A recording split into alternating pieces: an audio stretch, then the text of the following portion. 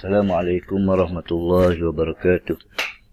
Alhamdulillahi rabbil alamin. Wassalatu wassalam wa ala asyrafil anbiya'i wal mursalin wa ala alihi wa sahbihi ajma'in. Rabbi shrah li sadri wa yassir li amri wahlul 'uqdatam min lisani yafqahu qawli. Alhamdulillah, ini kita akan teruskan pembelajaran kita dalam subjek adab ataupun akhlak dalam tajuk adab bertanya. Adab bertanya ni salah satu sukatan dalam tahun 4.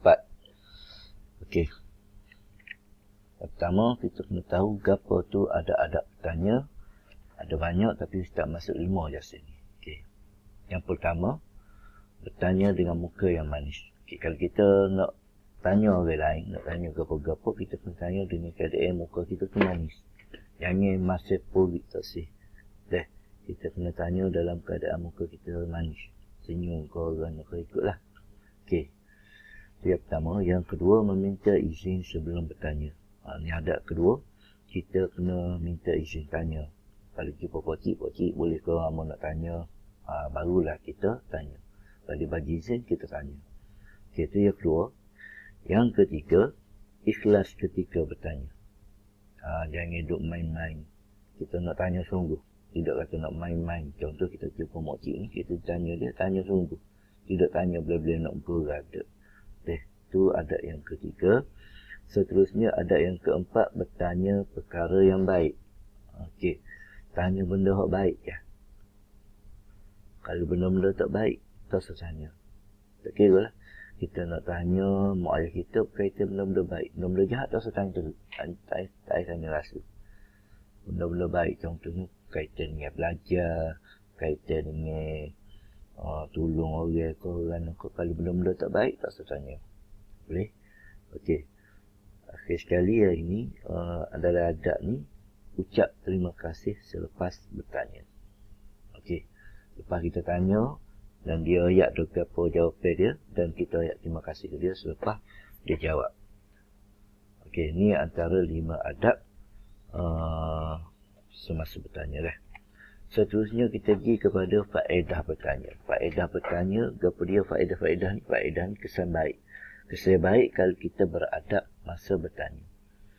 Yang pertama, tercapainya hasrat. Contoh, kalau kita nak tanya apa-apa tu, kita boleh jawab selalu. Jadi, hasrat kita tercapai kalau kita jaga adab. Orang akan bagi jawapan kita dan hasrat kita akan tercapai. Itu yang pertama. Yang kedua, faedah dia dapat menyelesaikan persoalan. Dan kalau kita ada masalah, kita tanya dan masalah kita pun akan selesai. Persoalan kita duduk mikir tu, contoh, kita duduk mikir 2 tambah 2 berapa, kita pergi tanya cikgu kita. Cikgu kita pun jawab, Pak, selesai masalah. So, itu faedah beradab semasa bertanya. Yang ketiga, tidak sesat jalan. Contoh, kalau kita sesat jalan,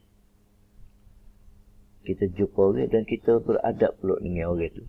Kita tanya dia dengan keadaan comel, insya-Allah kita tak akan sesat jalan.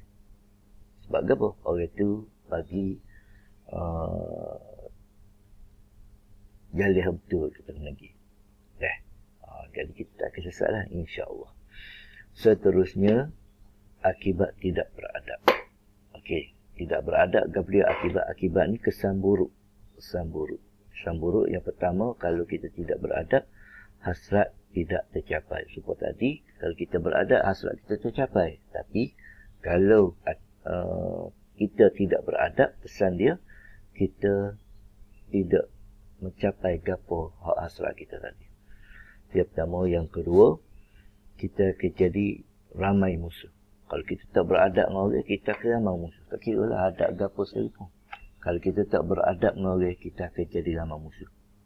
Patutnya kita ramai saing. Tapi, disebabkan kita tidak beradab, kita akan jadi ramai musuh. Akhir sekali, bila kita tidak beradab bila bertanya, kita akan sesat jalan. Contoh, tadilah kalau kita sesat dan kita jumpa orang, kita tanya pula dalam keadaan tidak beradab. Jadi orang tu pun malah tolong kita. Jadi kita akan sesat. Tak ada siapa pun nak tolong kita. Okey. Baik, sekadar itu saja daripada Ustaz hari ini. Sekadar nota ringkas. Kalau ada apa-apa masalah, boleh mesej ke Ustaz. Assalamualaikum warahmatullahi wabarakatuh.